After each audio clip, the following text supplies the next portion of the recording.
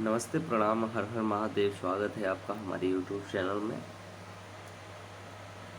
आज बहुत खुशी की बात है, जो हमारी भतीजी है जिसका चैनल का नाम है रानी राजकुमारी और प्रिया सिंह UP61, जो उनका चैनल है। आज उनका हैप्पी बर्थडे है, तो हमारे तरफ से प्रिया जी को ढेर सारी शुभकामनाएं।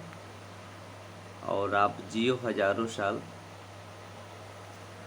और मैं भगवान से विनती प्रार्थना करता हूँ कि आप ऐसे ही तरक्की करो और आप बहुत मेहनत करो।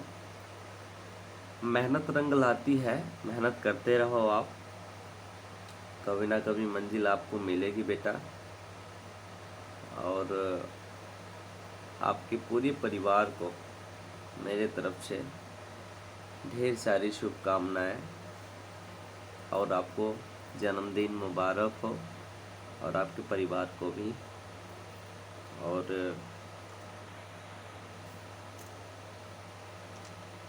भगवान से दुआ करूंगा कि आप लोग ऐसे ही हंसते और मुस्कुराते रहिए, और दूसरों को भी मुस्कुराने दीजिए। आप लोग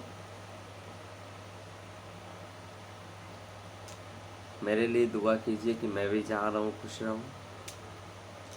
बस हमें इतना ही चाहिए। और बेटा, हैप्पी बर्थडे टू यू।